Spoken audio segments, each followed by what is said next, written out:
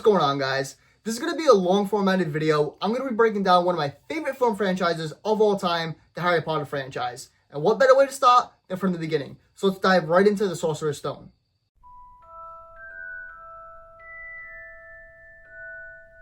From the very beginning, the Harry Potter films, books, and now Disney universe have become one of the most influential and captivating creations of all time. They transport viewers to an extraordinary magical world, crafting one of the most remarkable and beloved fictional universes on the planet today. With its heartwarming storytelling and memorable scenes, the Harry Potter series has captured the hearts of millions worldwide. While the films are not without flaws, they are undeniably a generational piece of cinema. Chris Columbus' direction is instrumental in setting the stage for the entire series. The Sorcerer's Stone lays out the groundwork for the grand adventure that unfolds in the subsequent films. Without this film's exceptional cinematography, world building, characters, and just the overall storytelling, the rest of the series could have easily fallen flat and become mere disappointments. One of the Sorcerer's Stone's greatest strengths lies in its ability to establish the tone and the foundation of the entire series. It sets the stage for the darker elements and complexities that will emerge in later films. While this film maintains a lighthearted tone throughout, it also subtly hints at the darker aspects of the Wizarding world, leaving viewers eager to discover more. To kind of delve deeper into that, what truly sets this film apart is the remarkable ability to establish most of our main characters who will continue to evolve throughout the series. Whether it's crafting intricate character arcs or simply building upon the strengths of these characters in this film, Christopher Columbus excels in making us care and become more invested in each one. One of the standout aspects to this film is his exploration to Harry's backstory. Columbus provides us with all the necessary information while leaving room for mystery and intrigue. This allows us to connect with Harry on a deeper level and understand his motivations and actions. While the world building in this film is undoubtedly a major draw, it's the characters, and particularly our beloved trio, Harry, Ron, and Hermione, that truly captivate the audience. Daniel Radcliffe, Rupert Grint, and Emma Watson bring these iconic characters to life with their raw talent and their charisma. Rupert Grint in particular makes a remarkable debut as Ron. Despite being brand new to acting, he brings a fresh energy and charm to the role that perfectly complements Radcliffe and Watson. Their on-screen chemistry is undeniable, and they manage to portray a trio of young, immature actors who have surprisingly good chemistry. One thing's for sure, these actors really trademarked these roles to where they really couldn't be recasted for the better, even if Dumbledore himself tried to wave his wand over it to give it a try. Not to say Fantastic Beasts tried it, because they were their own personal prequel films, but even with films like that, I just couldn't get as invested into those characters as I did here. Each character in the trio has their own unique qualities and strengths.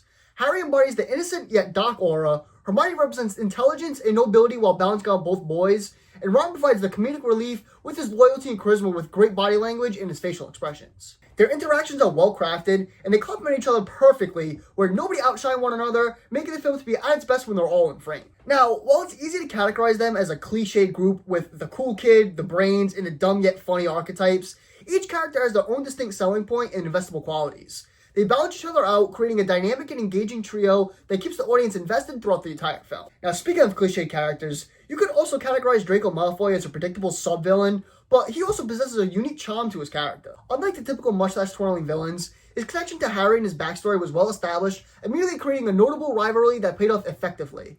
His performance, while somewhat amateurish, was fitting for the role of battling Harry and his friends. As far as the adult characters in the film, Columbus was not afraid to invest in talented cast, including Alan Rickman and Maggie Smith.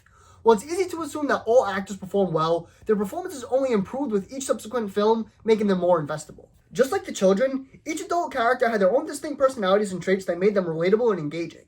In my opinion, Alan Rickman, his character as a whole, not just this film, is his best alongside his iconic role in Die Hard. With him as an important role as Severus Snape, he adds a layer of mystery and suspense by exploring his character's identity, motivations, and connection to Harry. Lastly, the character of Rubeus Hagrid, played by Robbie Coltrane, seems to be everyone's favorite, including mine. He shares a similar likability to, say, like Yoda, embodying a lovable and noble character with a touch of humor and charisma. The next crucial aspect to this film was the screenplay by Chris Columbus and Steve Kloves, or Cloves, I'm not exactly sure how they pronounce it. The script itself was captivating on its own, brimming with wit and intrigue, complemented by a unique mythical speech style that seamlessly blended with the setting and the plot. They also managed to incorporate some genuine funny moments throughout. However, what truly elevates this film is its remarkable adaptations from the book. The plots in the book were damn near perfect, but the writers did an exceptional job condensing and rewriting certain scenes to make them easily digestible in film format without compromising the essence of the source material. They still pay great homage to the book, acknowledging that movies are movies and books are books, but they're all forms of literature, while adding their own distinctive flair through memorable and quotable dialogue. Before delving into some of the film's shortcomings, I want to discuss its technical aspects, particularly the score, special effects, and the production design. While some of the special effects may not hold up as well as they once did, especially the green screen backgrounds and the full body CGI work, I've seen many animated films from around the same time, and this film stands out in comparison. What I truly appreciate about the effects work was the seamless blend of the practical effects and the CGI. While there was more CGI than practical, it was executed fairly well, particularly the practical elements including the costume work. Moving on to the score, it is nothing short of masterful. The tune will remain etched in your mind long after the credits roll, and anyone who hears it will instantly recognize its origin, sort of like Jurassic Park or Star Wars or anything like that. The score infuses each scene with life, enhancing a magical ambiance or taking a dramatic turn to emphasize the potential risks. As far as the production design, it is equally impressive. The sets were meticulously crafted to the point where they were retained for about a decade, used in the subsequent films. Columbus didn't compromise on the budget. Instead, they invested a considerable amount of time and effort creating these sets and setting the stage for each frame. These sets were just so breathtaking, it just made you want to go out there and explore it if you could, to the point that they inspired Disney to expand on the world of the film into a real-world attraction in Florida. Now, while this is one of my favorite films of all time, I still have a few reservations that prevent it from being a true masterpiece. My primary concern is the excessive amount of exposition. I understand that adapting such a complex book into a movie requires a lot of background information, but it feels like they're kind of overdoing it in a way. It's like they were trying to explain every little detail, leaving little room for the audience to discover things on their own, having to explain all the do's and don'ts, this is that, and this is how this works. This excessive exposition also contributes to the film's runtime. It takes about 90 to 95 minutes to actually establish the main conflict. There are just a lot of unnecessary scenes and explanations that drag on, and you start to feel that length in the movie as it approaches towards that 90-minute mark. Some things definitely could have been cut out or even shortened without losing too much of the story, but in their defense, they also included some enjoyable scenes that they couldn't afford to cut out. Now, I got like maybe 2 other issues, but they're minor nitpicks with the editing and the lack of magic, especially from Harry, and the fact that they don't really dig too deep on the teachers nor the other 2 houses either. Now, I kind of give this one a bit of a pass because this also could have fell into the excessive fat category if it wasn't handled properly, but again, in their defense, the Sorcerer's Stone didn't necessarily call for too much explanation on those type of things yet.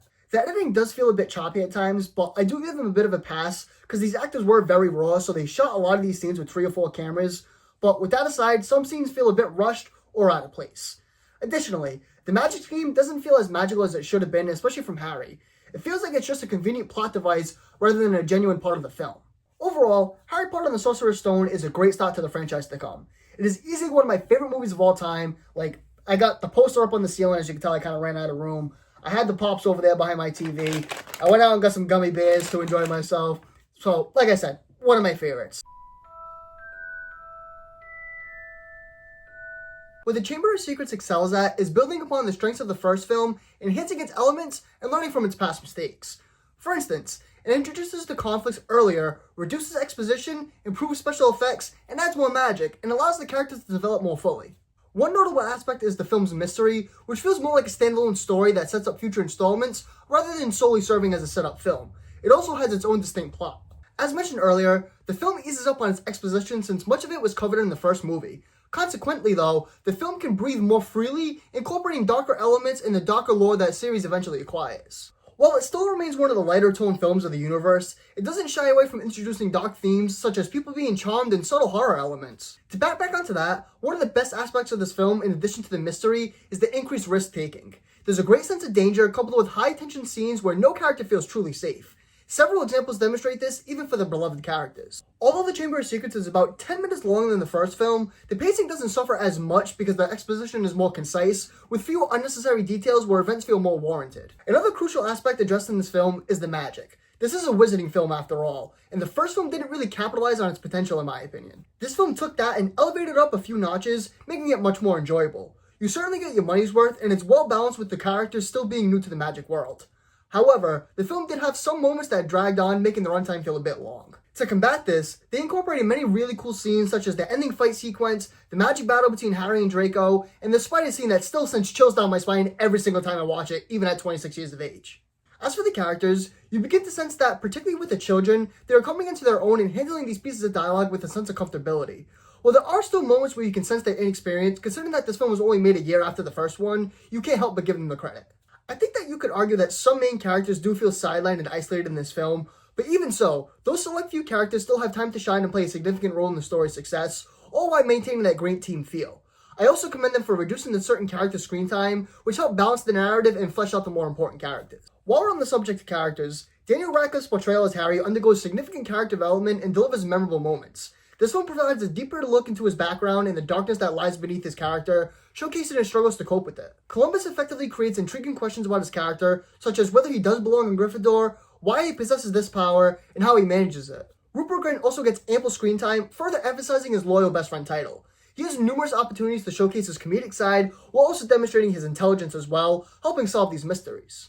It's somewhat unfortunate that Hermione's character feels somewhat sidelined in this film, although she still has moments to contribute.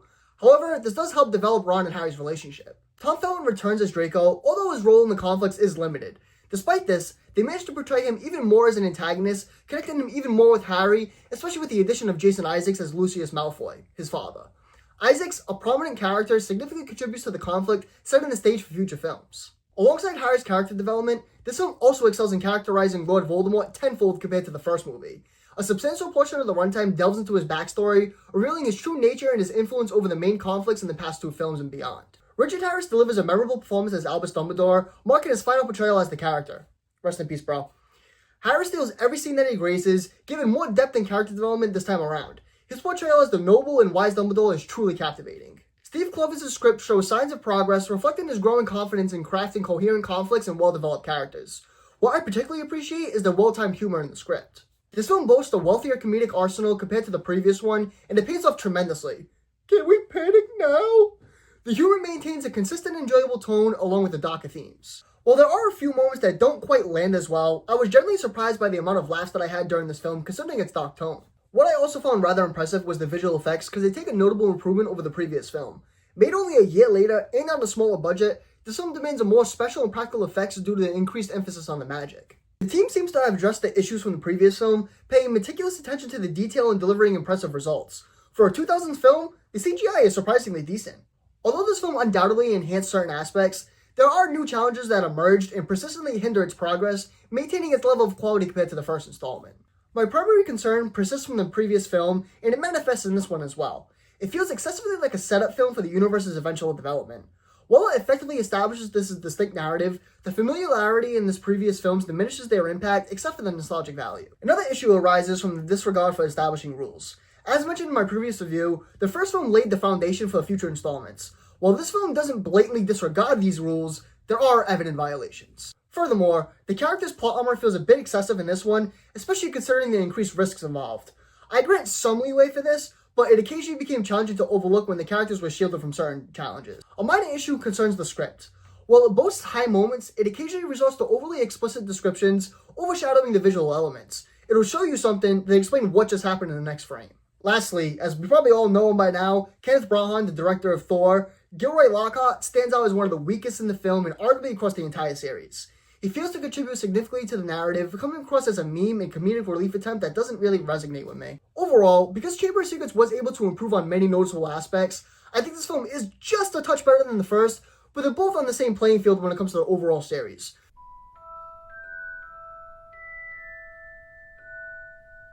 Alfonso Cuarón's Prisoner of Azkaban is a cinematic triumph that showcases the power of storytelling, visual storytelling, and the technical mastery.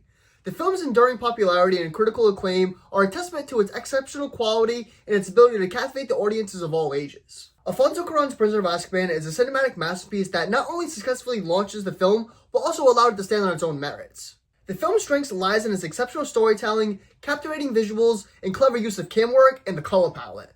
The film's style is evident from the very beginning with its foreshadowing, hidden messages within the narrative, and the masterful camera angles. The color palette plays a crucial role in setting the tone with a predominantly gray, black, dark blue, and dark green color scheme, with a lot of muted colors as well to demonstrate how the life of the film and characters could be running thin.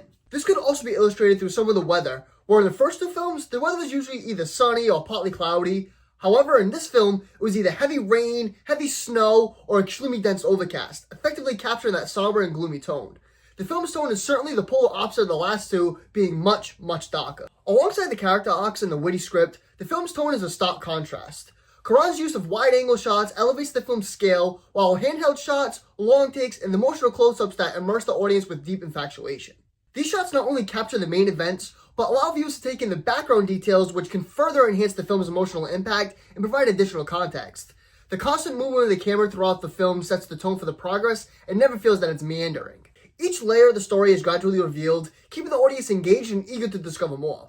Cuarón's attention to detail is evident in the film's scenery shots, which are not only visually stunning, but also foreshadow future events. For instance, the shots of the Whomping Willow play a significant role in the film's unfolding mystery. Also, the editing in Prisoner of Azkaban is equally impressive, with a perfect balance between snappy moments coupled with suspenseful style where it keeps the tension at a high level at all times. As mentioned, this film stands out on its own quite well. Unlike films like The Half-Blood Prince or The Deathly Hallows, which require prior viewings of the series, this film serves as a connecting piece that adds depth to Harry's background and the enigma of Hogwarts. While it provides a clear overview of the current state of affairs that leaves viewers eager to discover more, it also offers a captivating and stylish narrative that culminates in a pivotal turning point for the franchise. The first two films can be seen as setup pieces, each with their own merits. However, this film builds upon the strengths of its predecessors, nearly mastering the art of storytelling, particularly in its exposition. The film is lean and efficient with minimal unnecessary moments. The exposition, which was handled masterfully through the camera work as well, avoids feeling stale or disrupting the pace. While there are side plots, they are seamlessly integrated into the main narrative, ensuring their relevance and importance to the overall story. The Prisoner of Azkaban effectively sets up the tone and establishes the creative arc of its mystery through its foreshadowing. Small details such as Hermione's absence from class, Lupin's fear of the moon, and the constant shots of clocks are easily overlooked, but gradually reveal themselves as crucial elements that circle back and fill in gaps, leading to eureka moments that elevate the story to new heights. The film's narrative structure and careful selection of placement of scenes further enhance the storytelling experience, demonstrating that every element serves a purpose and contributes to the overall cohesion of the story. The first two films primarily focus on the mysteries, such as uncovering the truth behind the events and identifying the perpetrators. However, The Prisoner of Azkaban successfully combines the mystery-solving approach with its introduction to formidable antagonists, setting the stage for remarkable character development as the films go on. Additionally, the story effectively incorporates significant risks, highlighting the constant danger faced by the characters, particularly Harry, whose target seems to intensify with each passing moment. As for the characters, it's undeniable that they're all improving significantly. Each character takes a giant leap forward compared to the last, and a large part of that is due to the comfort in their roles and the exceptional writing of the plotlines. Alfonso Cuarón greatly demonstrates that these characters are real people, giving them a lot of grounding moments. The plotlines masterfully lead into some of the character arcs that are subtly hinted at throughout the film, but only fully manifested in an intense climax, which further enrich the narrative. Daniel Radcliffe specifically takes a great step up as Harry, where the script gave him endless opportunities to show great emotions, demonstrating rapid growth from the boy to a man, with only being 14 years of age. Hermione, who felt somewhat sidelined in the previous film, is given more of a prominent role in this one, which is a joy to see, where her intelligence and emotional depth are showcased as she navigates personal battles, friendships, and the overarching mystery. A crucial character gets introduced in this film, and that's Gary Oldman as Sirius Black. A renowned film talent, Oldman is given the chance to truly showcase his skills, delivering the best character arc of the film. He's not the typical villain, instead, he plays a significant role in Harry's backstory and the unfolding mystery. I'm probably going to butcher his name.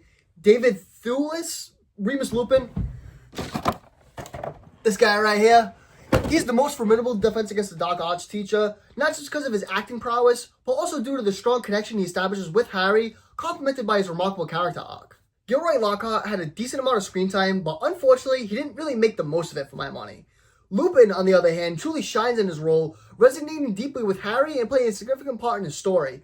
Moreover, his character arc is remarkable, adding depth and complexity to the narrative. Michael Gambon's portrayal as the new Dumbledore is equally impressive. Richard Harris' passing necessitated Gambon's take on the role, and while Harris was undoubtedly great, Gambon brings a fresh and demanding energy to the character. His emotional depth and vibrant performance bring a new dimension to Dumbledore's character, even though the script may deviate slightly from the book. Harris's portrayal could be perceived as somewhat monotonous, if that makes sense, while Gambon infuses the character with a sense of vitality and complexity. Lastly, I want to briefly discuss the screenplay written by Steve Kloves again. The script stands out as one of the most sophisticated and well-crafted amongst the bunch. Kloves meticulously crafted certain pieces of dialogue and placed it strategically to ensure the narrative's coherence. As mentioned earlier, there's no unnecessary fluff in the script. Everything feels purposeful and delivered brilliantly under Cuarón's direction. I also noticed a significant improvement in the comedy in this film. It could have easily been fumbled given the darker tone, but Kloves skillfully interwove the comedic moments without overpowering the seriousness of the story. Overall, The Prisoner of Azkaban is a damn near perfect film. There are just a couple of reservations I have, like maybe the comedy isn't always the best, and like I said, just a few small hiccups here and there. But all in all, this is a fantastic film. So right off the bat, Goblet of Fire is one of my favorite films for entertainment purposes. It's just one of them ones I could just throw on for shits and giggles, but don't be confused. This, unfortunately, is one of the worst entries of the Harry Potter franchise. It's not that it's a bad film by any stretch. It just doesn't really do the job. No one pay the books any respect, regardless whether a book's a books and film's a films. But with that aside, let's tackle what's good about this film. As I just mentioned, this film stands out to be one of the most enjoyable entries in the franchise, primarily due to the enjoyable Triwizard Tournament sections and the numerous comedic moments it incorporates. Like its predecessor, The Goblet of Fire maintains a significant level of mystery, skillfully intertwined with a series of daring risks that keep the tension elevated throughout the whole film. While the storytelling in this installment is comparable to the last one in some respects, it just doesn't really quite reach the same heights. Mike Newell effectively employs foreshadowing and subtle hints of information that may initially go unnoticed, such as the Ark of Mad-Eye Moody. However, as the narrative unfolds, these seemingly insignificant details gradually converge, elevating the film's overall impact. Despite its strengths, The Goblet of Fire does contain a considerable amount of filler, exposition, and wasted potential. Nevertheless, though, the film's enduring appeal lies in its captivating mystery, the thrilling Triwizard Tournament, and the first proper reveal of Lord Voldemort. The last 3 installments of the franchise were mere team efforts, and this one still includes that, for sure, but this one mainly still relies on Harry's shoulders, and it pays off because of it. Although the other films include great risks, this one stands out as Harry's biggest threat yet, due to him having to do the tournament all alone. Although matured greatly from the last few films, his youth and inexperience in magic make him vulnerable, and you can't help but feel like he could expire at any moment. Now, although this film does feel like the biggest individual Harry Potter film, if you will, Mike Newell does a good job establishing Hermione and Ron as well. He subtly, yet boldly shows their friendship is starting to feel more like a relationship, which is a fun addition for me. But one of the strongest pulls of this film is the reveal of Lord Voldemort. Although he's only in the film for a short while, his presence is undeniable, stealing that scene that he's in. Ralph Fiennes does a fantastic job as Voldemort in bringing this character to life, executing great power and a real threat. We also meet the new Defense Against the Dark Arts teacher, kind of, portrayed by Brendan Gleeson. He's one of my favorites and one of the coolest additions to the series due to his eccentric style. He brings a lot of spunk to the character, and has an interesting character arc that turns out to be one of the best moments of the film. Another aspect I appreciate about the characters is the small amount of characterization we get from some of the side characters like Lucius, Neville, and even the Weasley twins, Fred and George. They all have their own moments here, which eventually pay dividends later on in the series. Now, although this film is one of my favorites just to throw on here and again, I have a lot of reservations with it.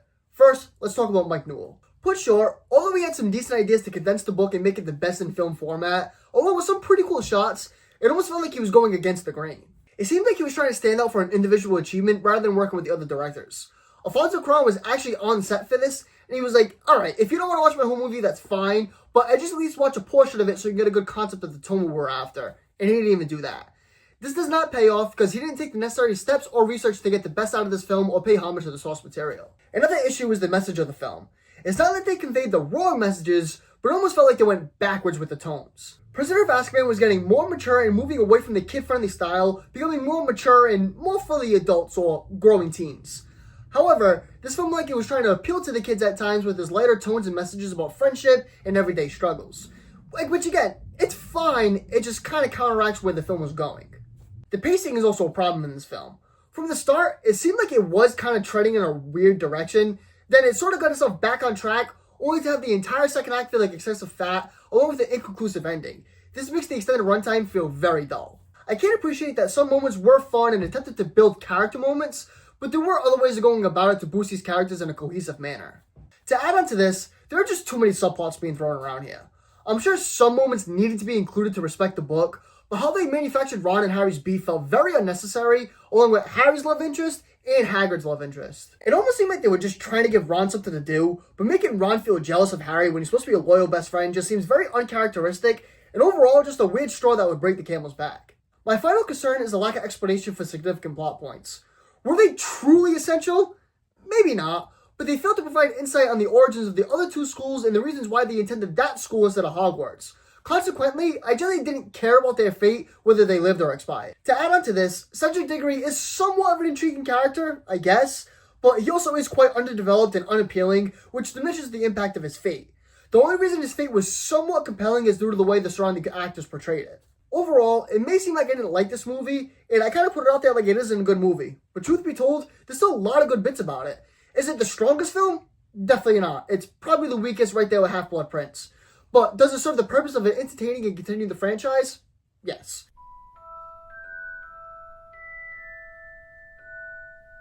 Firstly, this film has so much to be praised for. Not only for its technical prowess, its character development and storytelling technique, but also for its ability to rectify some errors in The Goblet of Fire. Mike Newell has openly spoken about the challenges he faced in researching and gathering information for that film. It's evident that David Yates is deeply passionate about this franchise, having studied the books and previous films paying homage to both. This dedication led him to be entrusted with the direction and the rest of the series, in addition to the first Fantastic Beasts film, which was also pretty commendable. Wasn't as good as the Harry Potter franchise, but the first film was alright. The film stands out as one of the most engaging and tension-filled stories to the entire franchise. The screenplay, crafted by the talented Michael Goldberg, and the film's exceptional pacing and meticulous assembly contribute to its remarkable storytelling. The film is always moving forward and peeling the layers down one at a time, introducing new elements building upon the existing plot.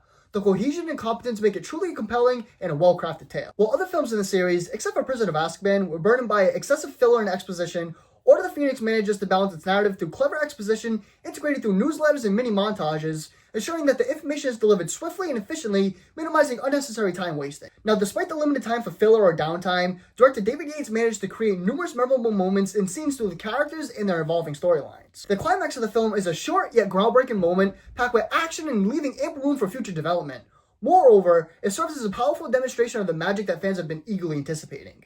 Even before the opening frame, the film's tone is set with the studio title screen, hinting at the return to the dark, ominous, and cold direction established by Alfonso Cuarón. This style of atmosphere pays off tremendously throughout the movie. The opening frame itself sets the tone for the entire film, striking a balance between darkness and edginess, and the initial dialogue and visual cues that reveal Harry's state of mind. Order of the Phoenix is a veritable treasure trove of risks, woven throughout the narrative in its various aspects.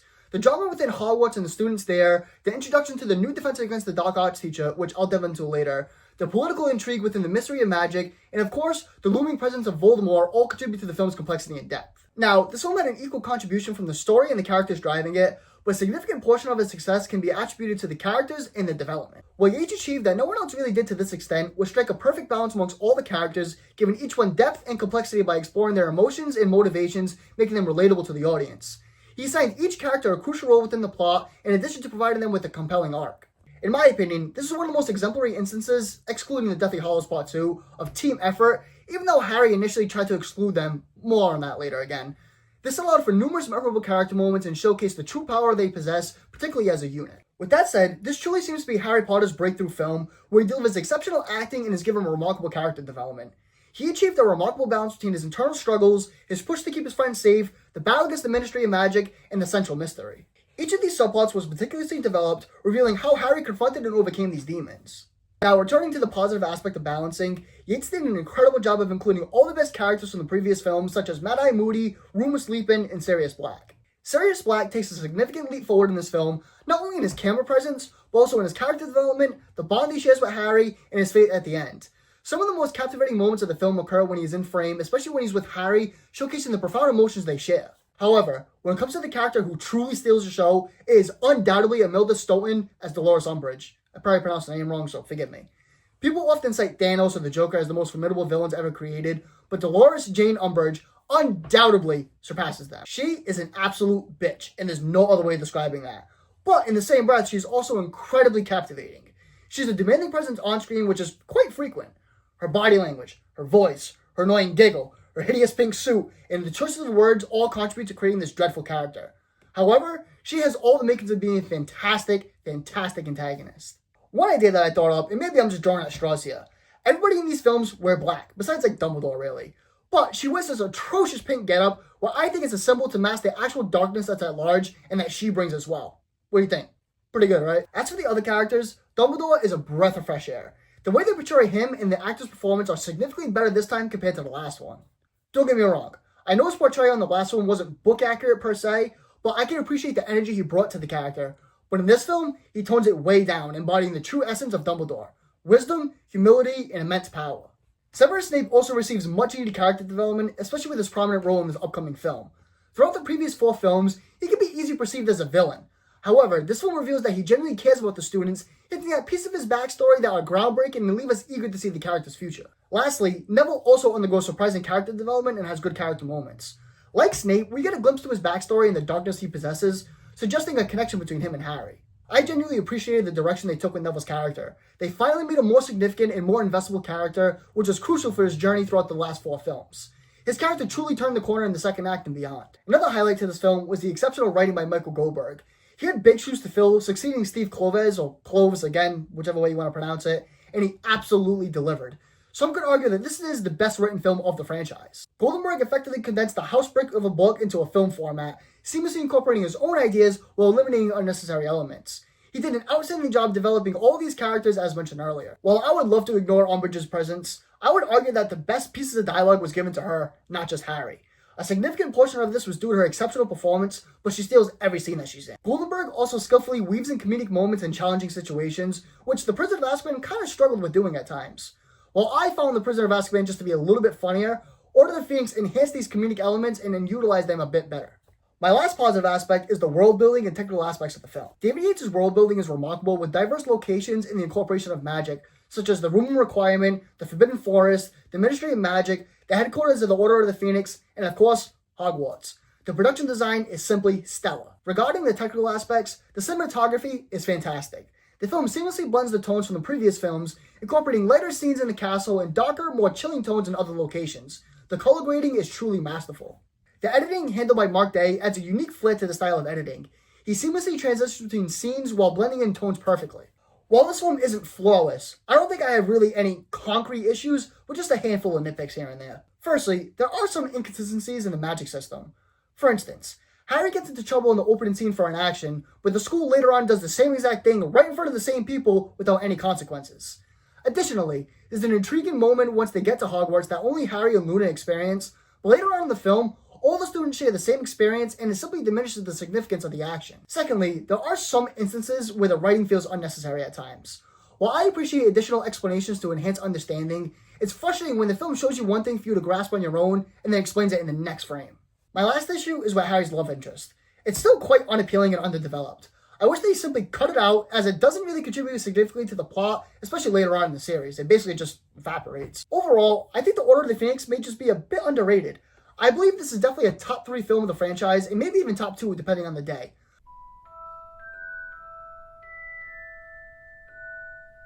For starters, this is arguably and probably the most unflattering and underwhelming film in the franchise from a character's perspective, plot lines, and its dialogue.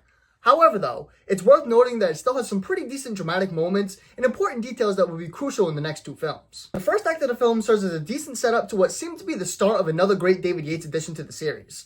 However, a big piece of the middle chunk of the film falls flat and almost feels like a teenage chick flick in a way. But it manages to get revived in the last turn of the second act and throughout the last act, which is quite great. They start delving deeper into Malfoy's character and providing more details about the Dark Lord and the Death Eaters in the first act. However, the second act almost completely abandons this aspect and focuses solely on the relationship between all of these characters, which turns out to be quite a drag. I wish they had minimized the relationship part and emphasized the Malfoy Dark Lord storyline more, which would have made this film more impactful. In reality, there was just a lot of sitting and talking or standing and talking, which could have been fine if executed properly, which it kind of wasn't in some respects. However, it felt like a lot of unnecessary filler and exposition mixed in with a bunch of unnecessary and open-ended plots. As I mentioned, the story has its highs and has its lows. The Half-Blood Prince felt more like a character-driven film, which could have been great considering how well The Order of the Phoenix went. However, most of these character arcs didn't really pay off for me personally.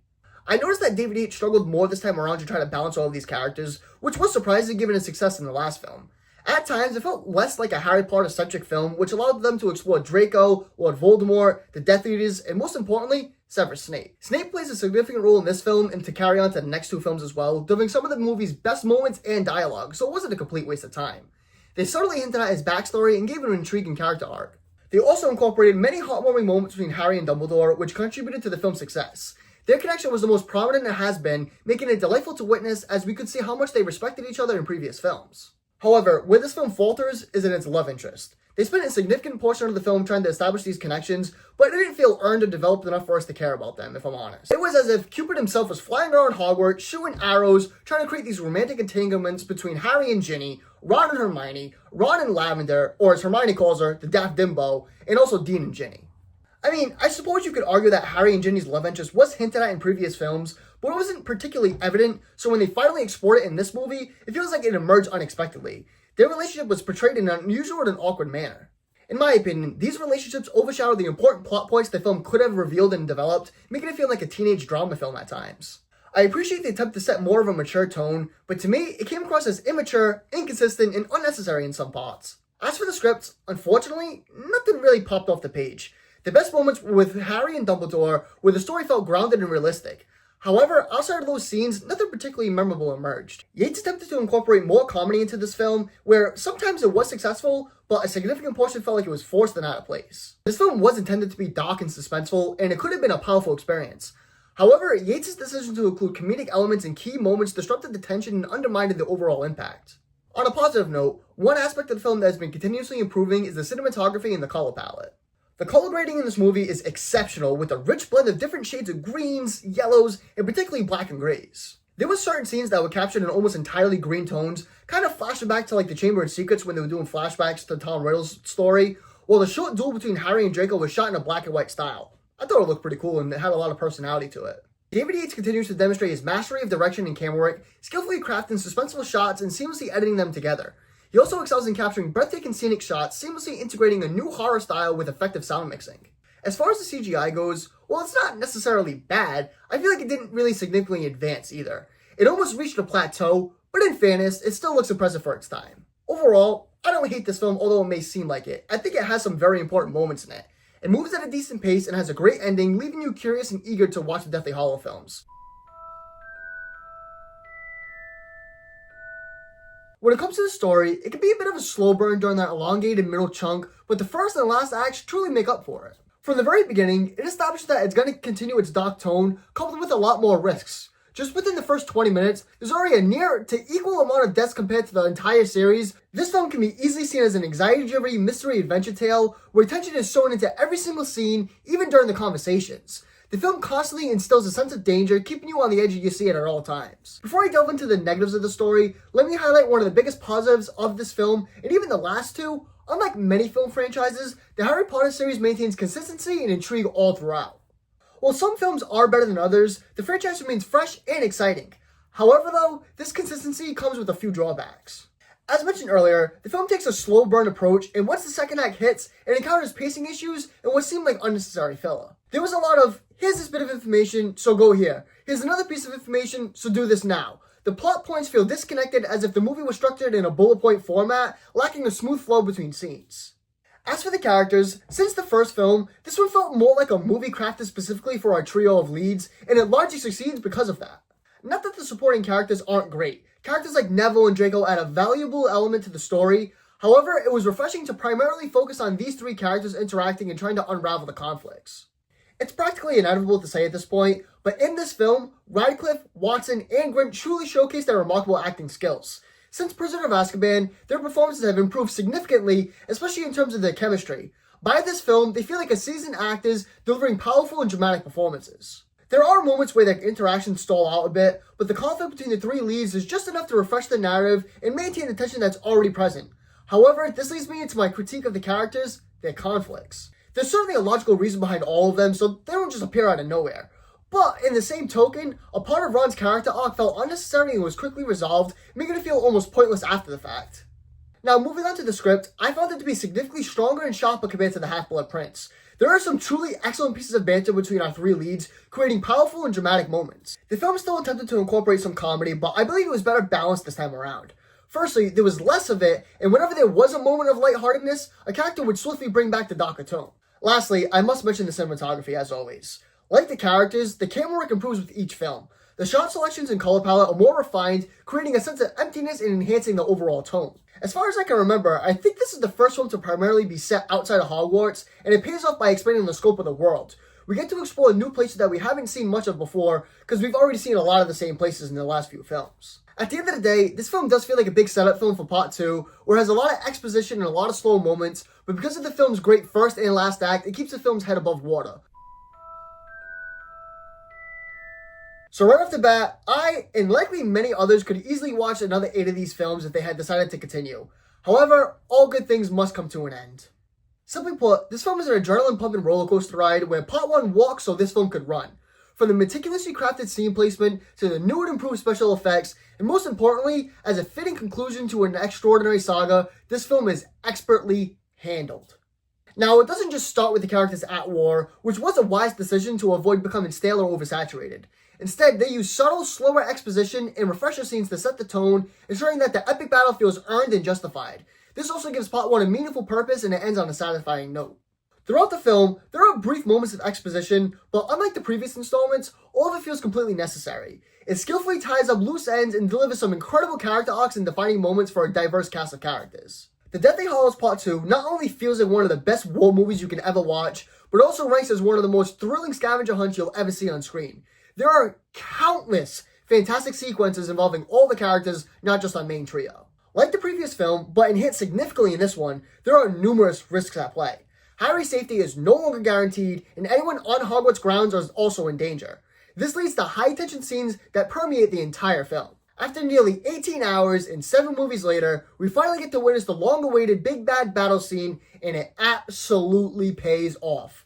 For all my Call of Duty enthusiasts out there, this feels like the ultimate team deathmatch ever created. With the characters, this film simply takes all of the characters that we've grown to love or even hate back together for one final ride.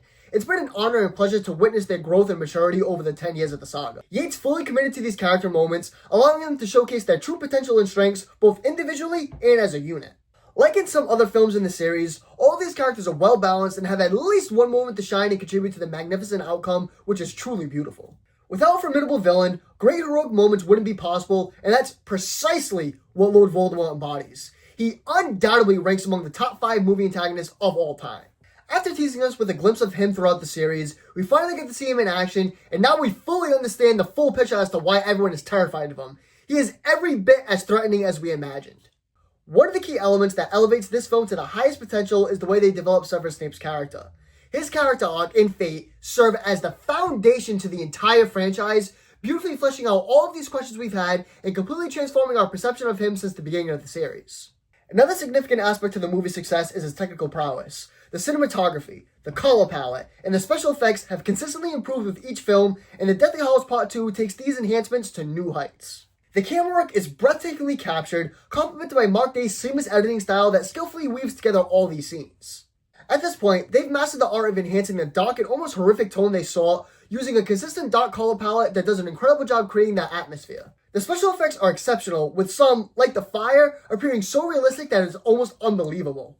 For my money, the production design is arguably at its peak, capturing the large scope of the castle grounds and showcasing its intricate details while evoking genuine emotions as we watch pieces of it crumble to the ground.